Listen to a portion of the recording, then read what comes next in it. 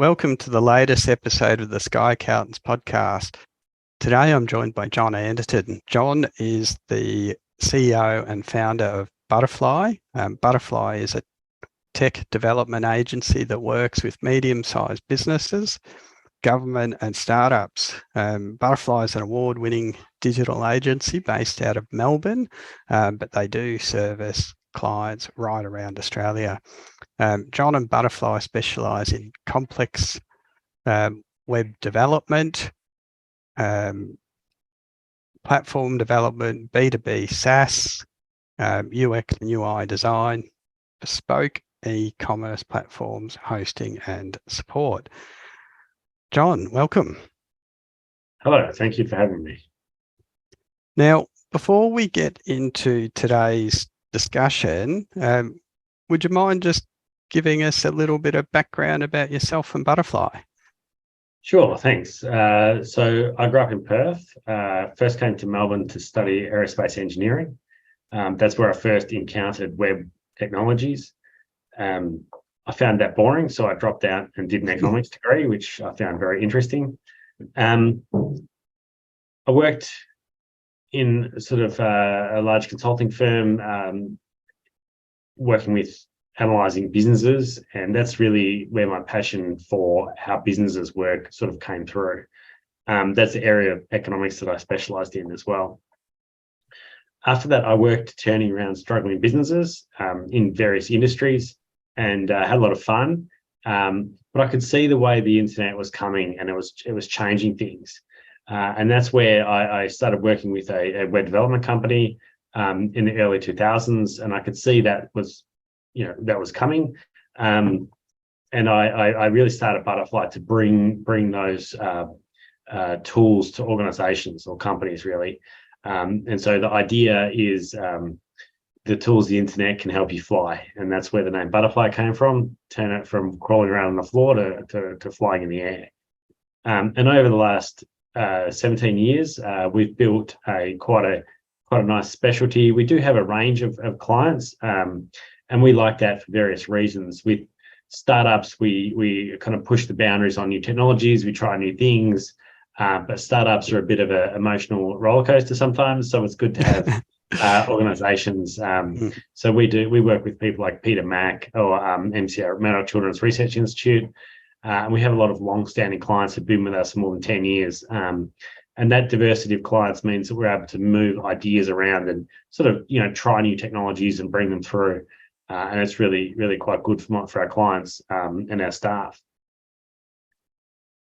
Wow, that's a pretty rich and varied history there.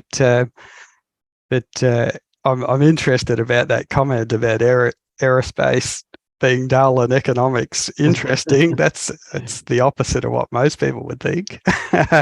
Yeah. But look, we're going to be talking today about technological innovation and how that can drive business success. And clearly from what you've just said, you've got a really rich level of experience in that, and also the business opportunities that arise in that space.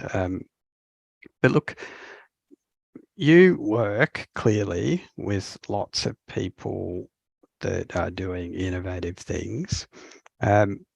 And I really just wanted to hear from you what you think the average founder looks like. Is it a 20-year-old or is it something else? Yeah, look, great question.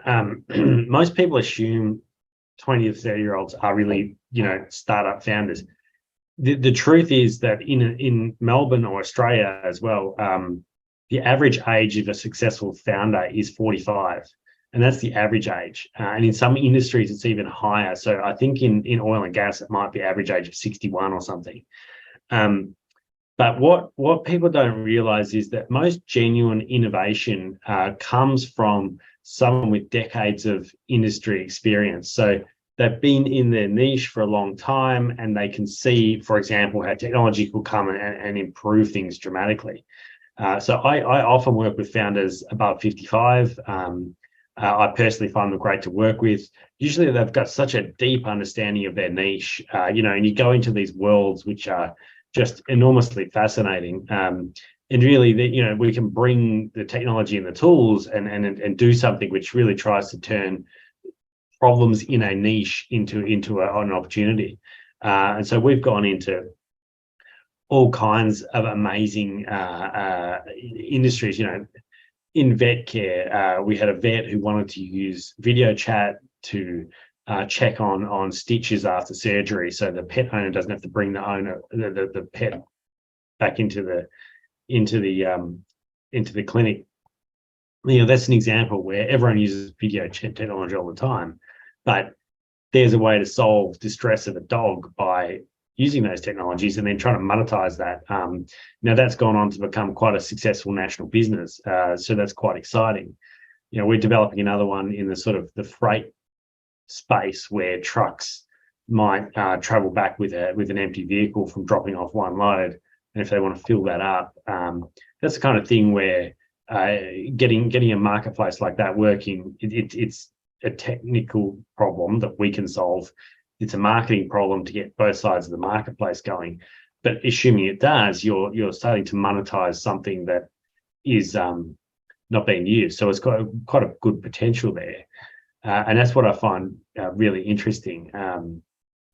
So the founders I like to work with best, they've been in the industry for decades. They've got an idea.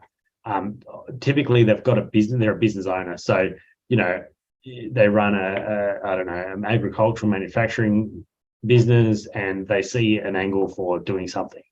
And that's kind of, usually where it kicks off. And then we typically work with non-tech founders. So if they are tech people, that's probably what people think of as a startup founder. Someone on the Silicon Valley TV show, they're 20 and they're at their college and they're banging out some piece of software. But the reality is those sort of people are only really usually able to solve problems that exist in their world. So if you think of Facebook, that's a problem for a college student. How do you do work with each other? But if you want to do something in your industry, a 20-year-old at a university just simply won't know how any of it works. And there's some other things as well. Having some just general business experience makes it a lot easier to work with.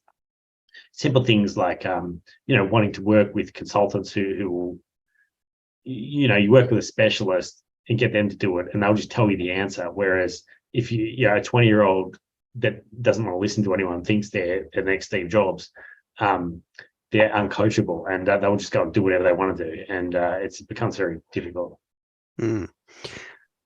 That's really interesting. And look, one of the things I think that comes out of this is how does this person, this business owner that thinks they've got a good idea, how do they know if it's a good idea? Assessing an idea is a real challenge in startups in general globally.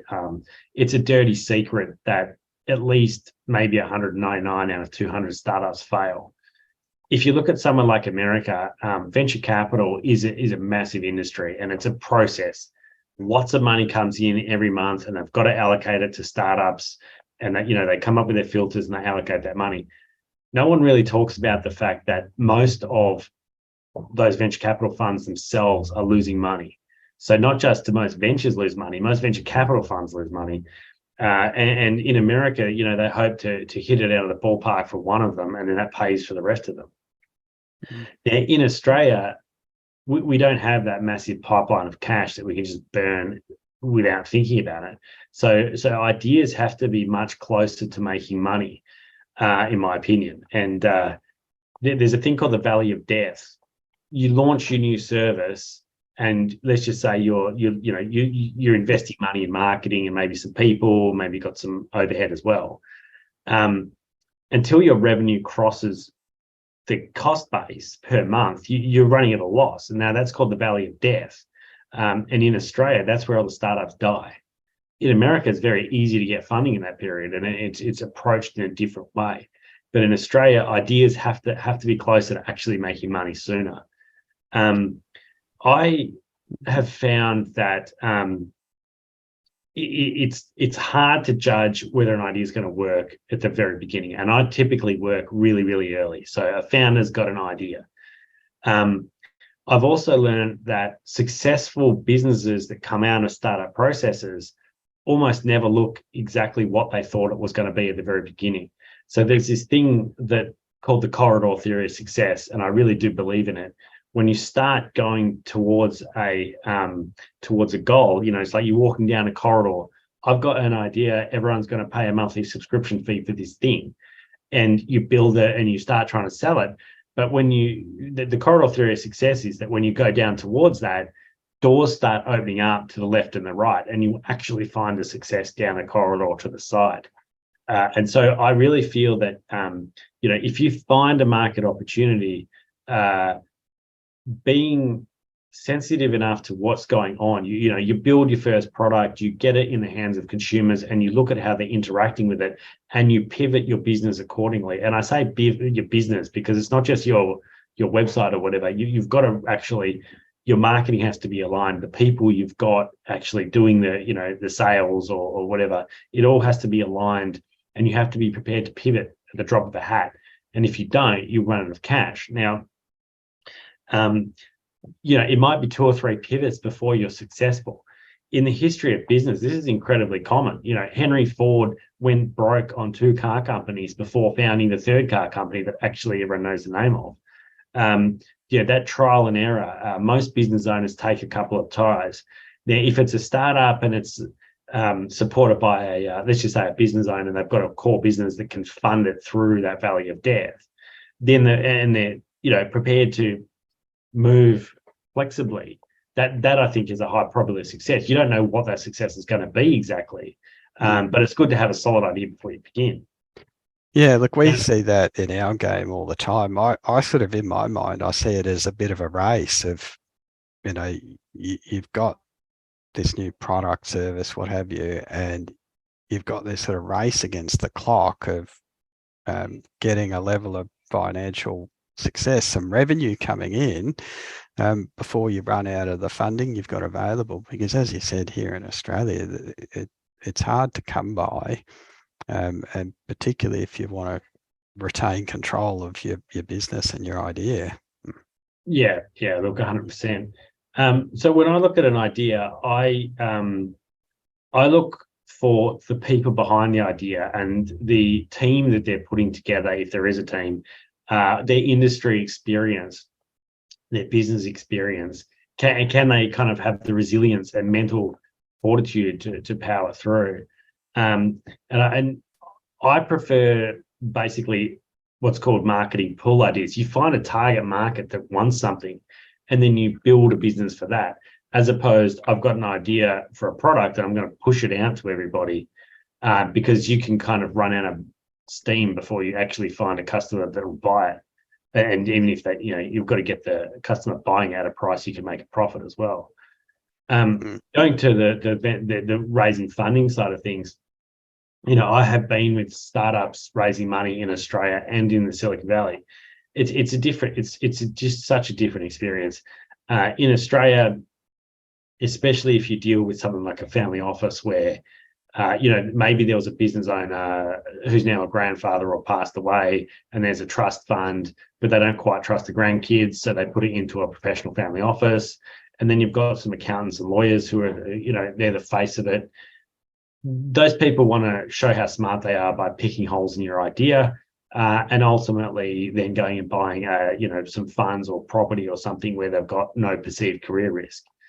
So I find in Australia, the startup founders really don't want to, the venture funds really don't want to back startups very early stage. They want to wait till there's no risk.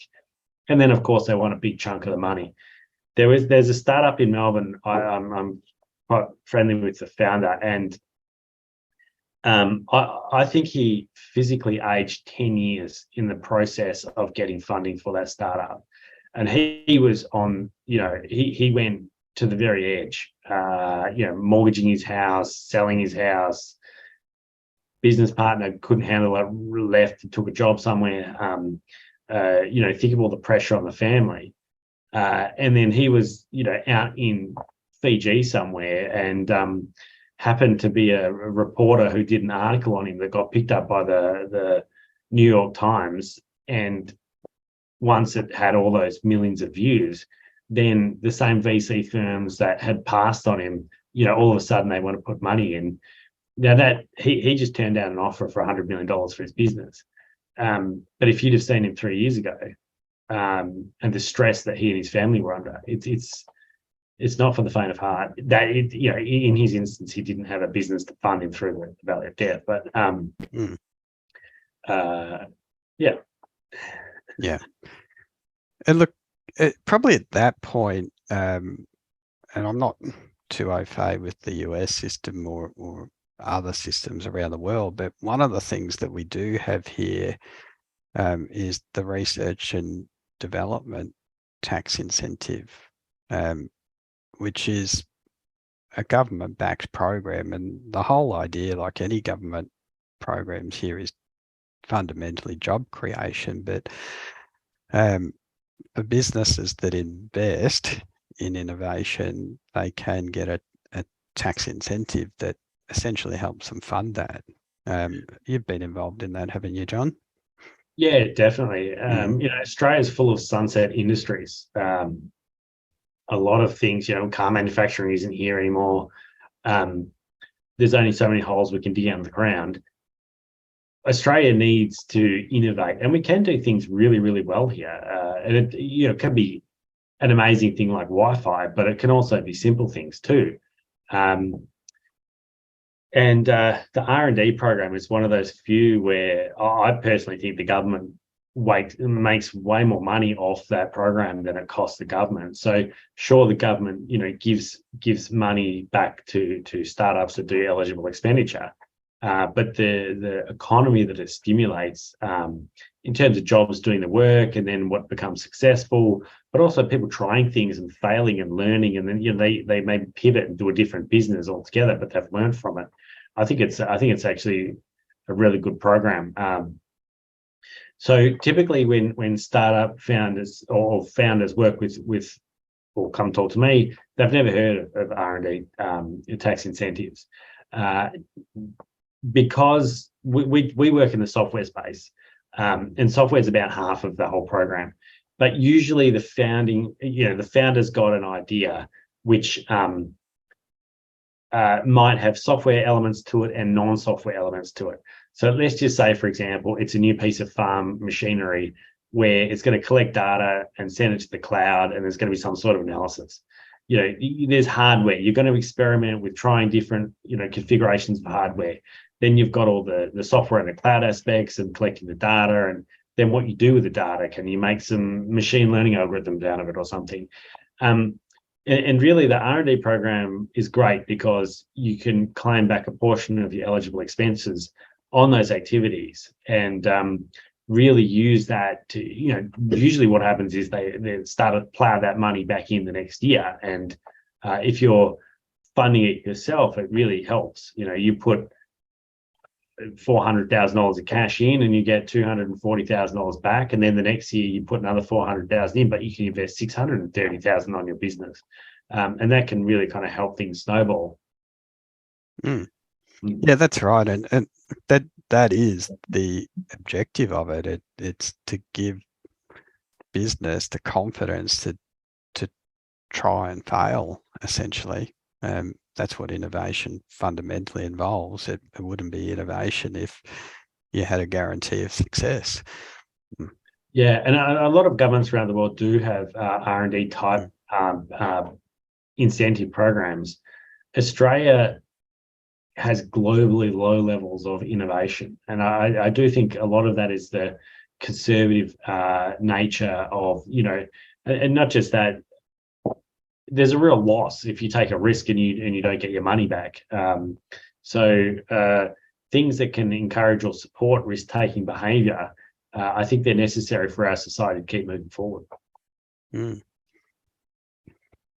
And just want to pick your brain a little bit, John. Like, what are the sorts of concepts or opportunities that you're really seeing for innovation at the moment? Yeah, we like to see ideas which combine essentially stuff that people are doing every day with technologies that are out there and hasn't existed before. So, for example, we made a platform in the healthcare space where most people in Australia don't get a skin cancer check. So the genesis of the idea was you take a photo of a suspicious skin thing, and then a doctor diagnoses that whether it's skin cancer or not. And that was kind of where the idea began. And what it grew into was actually most people, when they have something of concern on their skin, there's 19 different things and none of them are skin cancer, ballpoint pen, ingrown hair, mole. But if that person, if you've got something on your skin that you think is skin cancer, you're worried about that. And if you can take a photo and then 5 minutes later you get an answer, that's a mole, don't worry about it. That mental weight off your shoulders is just fantastic. So really the system kind of morphed into more of a triage system. And you had human doctors actually who were qualified, skin cancer specialists, doing the diagnosis in their, from the comfort of their computer, in their clinic between appointments. And human, the users were on their mobile phone anywhere in Australia. And the thinking was that people in the country would use it most. Mother taking photos of potential skin cancers on their children or husband, where it's difficult to drive 5 hours to a specialist. But actually, the biggest users were inner city younger women, because they were concerned about something on their skin, but they didn't want to have to make an appointment and go and be inconvenienced by that. And this is an area where healthcare is very expensive for Australia at a state level, at a federal level. A lot of these costs are escalating. If everyone in Australia went and got a skin cancer check tomorrow, the GP system couldn't cope, and then the amount of things getting cut out, the whole system would crash. But mathematically, you only need 11 full-time doctors, and you can actually do skin cancer checks the whole Australian population, ongoing, because it's just so fast to go yes, no, yes, no. I mean, it's a triage system, so that's so the idea is that in that there's a whole bunch of scenarios that can be ruled out as concern, and then there's some that people then need to go and see the specialist in person, but it might be 1/10 of that population rather than all of them. Yeah, definitely. It was really maybe 3 out of 20 would be go and see a GP, and maybe 1 out of 50 was possibly cancer. And the system did detect some cancer until it broke, unfortunately. There was another interesting aspect to that project where we were learning how the doctors were diagnosing the images to generate an artificial intelligence-based AI detector of skin cancer. And globally, there's a benchmark for detection of skin cancer used by the universities. And I think it's about 94% accurate, which, by the way, is higher than actual doctors. Yeah, and it's higher than the standard that doctors go for as well.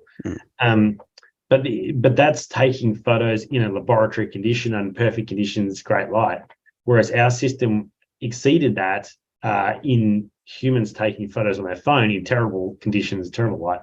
And that's an area where you can do all kinds of amazing things once you start extracting those sort of algorithms. So you're sort of seeing those opportunities very much in those day-to-day activities, if you will, that have friction in them, that involve difficult tasks or time-consuming tasks that can be improved. Yeah, definitely. I mean, there's a startup in Melbourne that deals with empty shipping containers. So you if you have to get on the phone and start phoning up and get a new shipping container, an empty shipping container, so you can fill it up with your product and export it. If that's got to come from a central depot, that's a certain charge. But if there happens to be one at the factory unit around the corner, that's a lot easier to from a shipping point of view. It's way more efficient, and that's it's not rocket science to start moving these sort of things to the cloud where everyone can interact with websites. People are pretty sophisticated these days, and just make it work a lot better. Yeah, look, I sort of see that in some of the good ideas that we see, in that they involve tasks that people want to do but haven't previously been able to because of the labor element of doing it. Take that shipping container scenario. Without a platform to enable it, it would involve a lot of ringing around, and by the time you do that, it just makes it an impractical proposition to do. And so people stick with the old way of doing it, which is essentially lots of trucks on the road driving around with empty containers. Yeah, and the call center to take phone calls. And if you think about it from the business owner that owns that platform, if you can entrench a platform like that in an industry, that's a river of gold forever. It's pretty cheap to run it, and people are doing all the work themselves. Very interesting.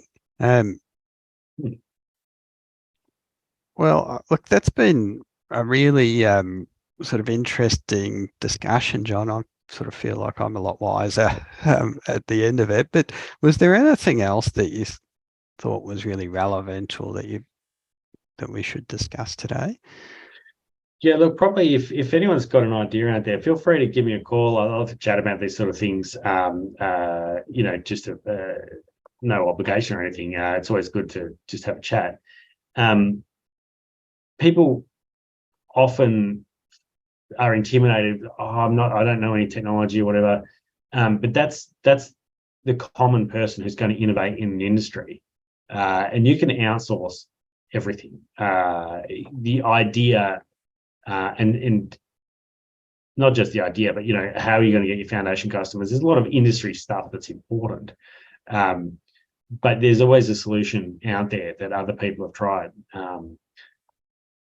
Yeah, well, that sort of sounds really interesting, because we perhaps have, and society perhaps has, these preconceived notions about, the founder being this tech whiz that knows how to do all these whiz bang things. But what you're saying is actually the opposite. It's the person with the idea, and they're outsourcing the execution. Yeah, 100%. All right, that's been really insightful, John. Appreciate you coming on. In terms of anyone who does have a great idea that they'd like to talk about, how do they contact you? Well, the easiest way is give me a phone call, 0421 036 563, or email john at john@butterfly.com.au, or contact Sky. I'm sure they'll pass on my details. Absolutely. Got you there, John. You don't often send yourself emails. And of course, good old Google, jump on and have a look at the Butterfly website. I'd encourage you to do that. There's definitely some information on there that expands on what John's spoken about today. So it's definitely worth a look. But thank you, John. Thanks for coming on. Thank you very much.